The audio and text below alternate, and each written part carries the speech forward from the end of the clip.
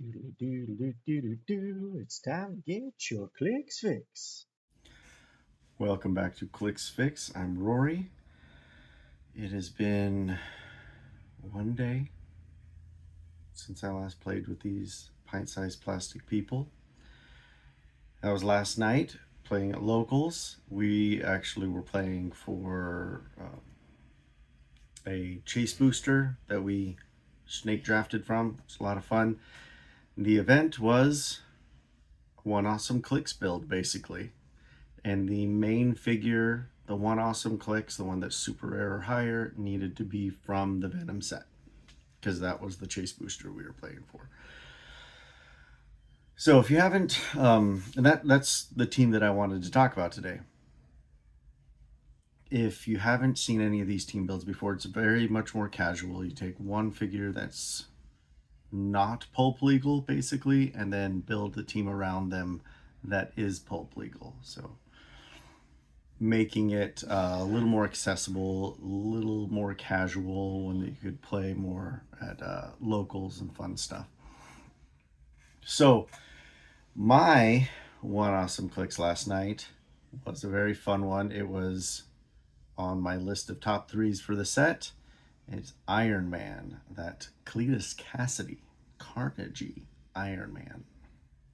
Let's go over him real quick. He's got the Avengers team ability, Avengers Stark Industries symbiote, armor and scientist, symbiote physiology.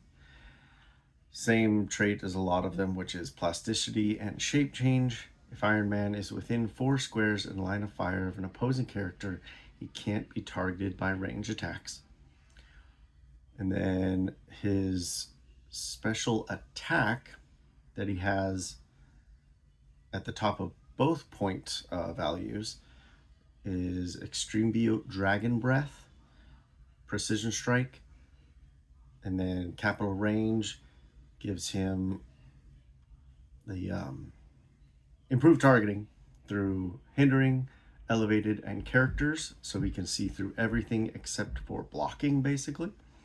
Make a range attack targeting each opposing character within range and line of fire on a direct line.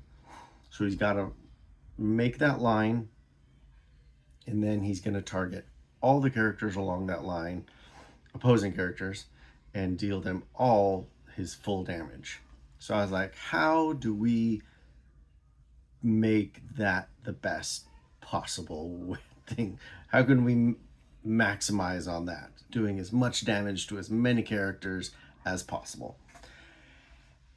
And here's my idea, which is, let's get some enhancement on there. What's some cheap enhancement we can get on there? And I went with the Hatut Zaraz figures from the Black Panther set. At 15 points, they've got enhancement, which is the main reason we have them. They've also got PD team ability and Wakanda team ability, so they could like stand in front of him in stealth, giving him enhancement, and he can shoot through them, which is pretty cool. I like them. I put 2 on the team. You might be thinking, wait, don't you want to maximize his damage? We'll get there. And if I didn't mention before, Iron Man was being played at 125 points on this build. So he has the running shot with the 10 movement, so 5, pretty far. 12 with that special attack, 18 invincible, and 4 damage. Anyway, got a couple of Hatut Zarazis on there.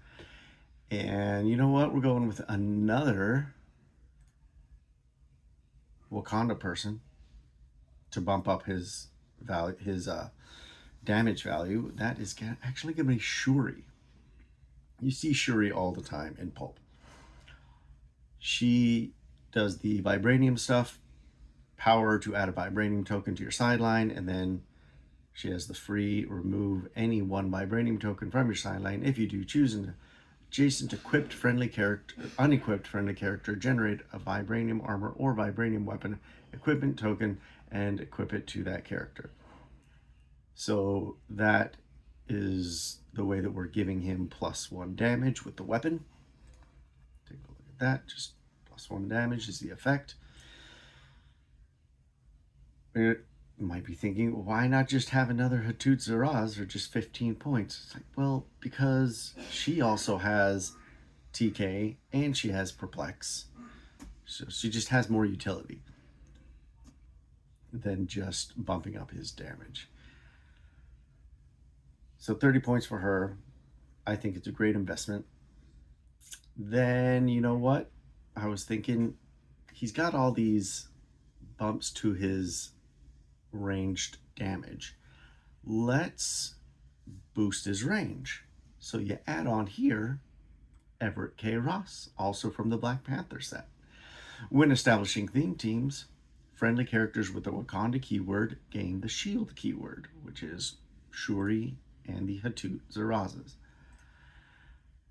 Also, friendly characters with the Wakanda keyword have the shield team ability. So you just park 3 of these guys. So the 2 Hatut Zarazas and either Everett or Shuri next to Iron Man, and he now has a 9 range.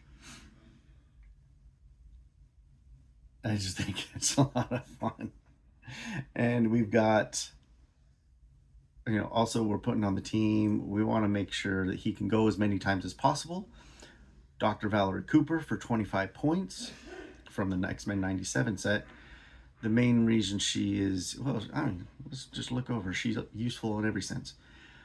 The first trait here, Magneto's right. When a friendly character is hit, after resolutions, you may KO Dr. Valerie Cooper. If you do, heal that character 2 clicks, and they modify their combat values +1 until the end of your next turn, even if this effect is lost. Protect the pulse wave.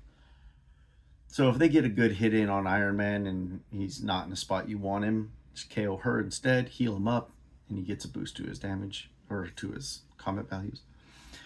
But also, leadership here on this special damage. Commission on superhuman activities. Leadership, shape change. When Dr. Valerie Cooper uses leadership and succeeds, you may instead generate a CSA officer bystander. So leadership to help Iron Man keep going, but if she's not next to him for whatever reason, or if he's cleared, you can create these CSA officers. Sidestep, precision strike, toughness. They also have the PD team ability, which she also has. So there can be more PD team abilities out there, bringing down the defenses when Iron Man attacks. And the last figure on the team, I put Batman from Masters of Time.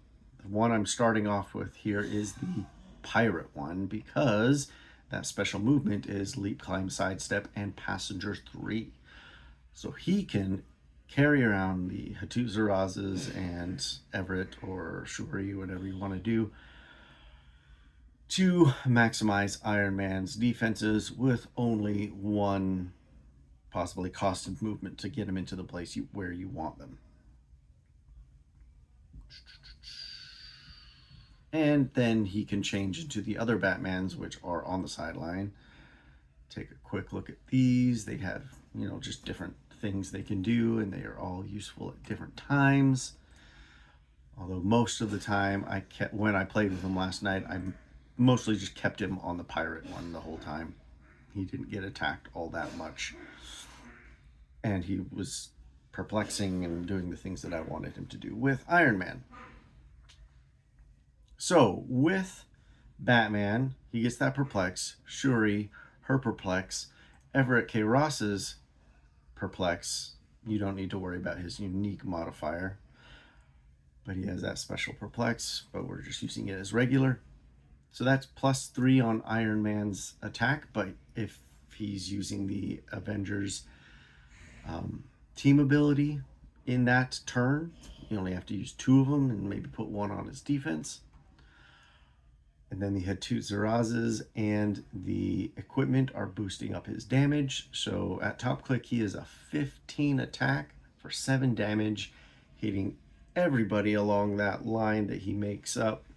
So, Shuri can perplex him if that helps get him into place.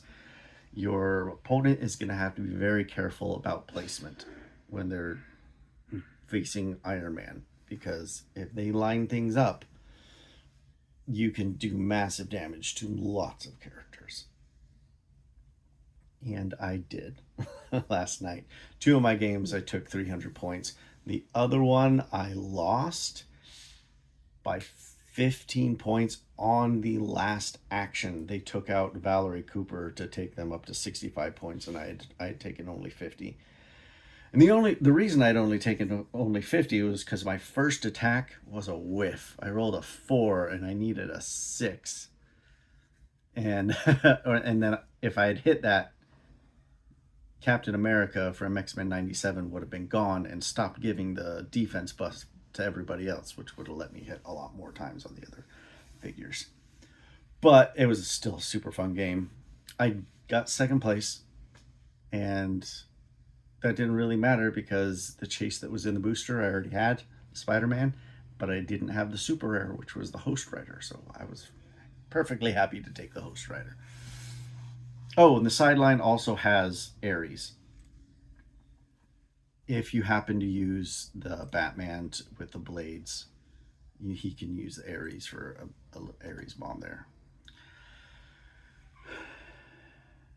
So that was the team I played with. It performed pretty dang well. I really enjoyed it.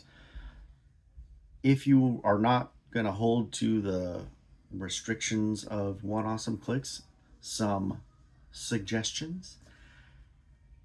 You might want to have Caveman Wally West there so that they can't use super senses. So have him hypersonic up first and have him carry the head, the Sentinel head, so that they can't use shape change either. So within 3 squares of Caveman Wally West, they won't be able to use super senses or shape change, which I think is, one of the main ways to get away from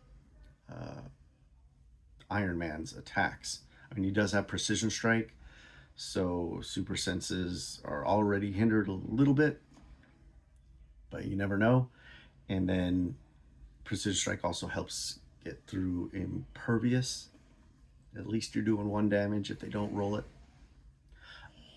Main downsides with this team so far are no prob and no outwit. So Caveman Wally West brings a prob. Another option that I like is Arrow, super rare from Smash and Destroy.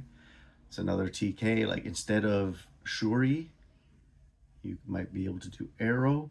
She's got the TK, but she's also got a bunch of other things that she can do. She's got Perplex and Prob at the same time, and she can carry 2 people.